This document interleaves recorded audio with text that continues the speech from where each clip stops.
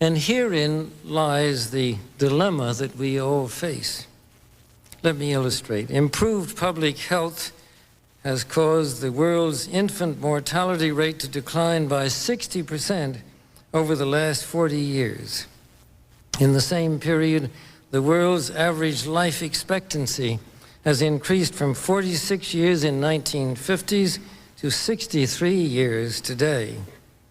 This is a development which, as individuals, we can only applaud. However, the result of these positive measures is a world population that has risen during the same short period of time geometrically to almost 6 billion people and could easily exceed 8 billion by the year 2020. The negative impact of population growth on all of our planetary ecosystems is becoming appallingly evident.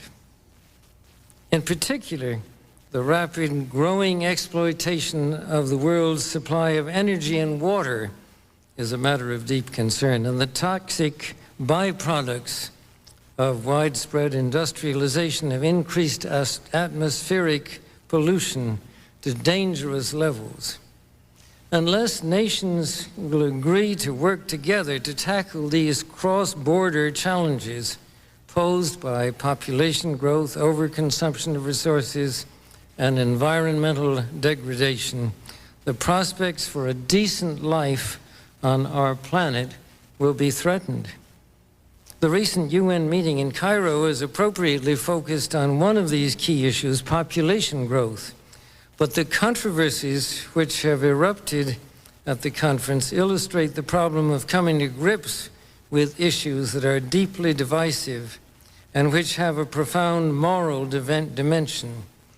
The United Nations can and should play an essential role in helping the world find a satisfactory way of stabilizing world population and stimulating economic development in a manner that is sensitive to religious and moral considerations. Economic growth is, of course, an inevitable corollary of a growing population and is essential to improved standards of living. But without careful coordination, unrestrained economic growth poses further threats to our environment. This was a major subject of discussion at the conference in Rio de Janeiro on the environment 2 years ago.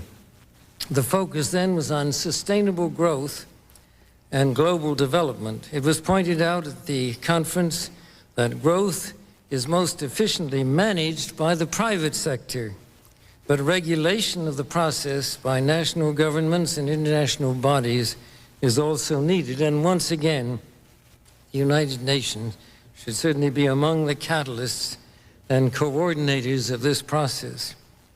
But in addition, given the importance of unencumbered international trade in stimulating and facilitating economic growth, some of the newer economic entities, such as the European Economic Community, NAFTA, APEC, and most importantly, GATT, now known as the World Trade Organization, are probably best suited to play a major role in ensuring sustainable development.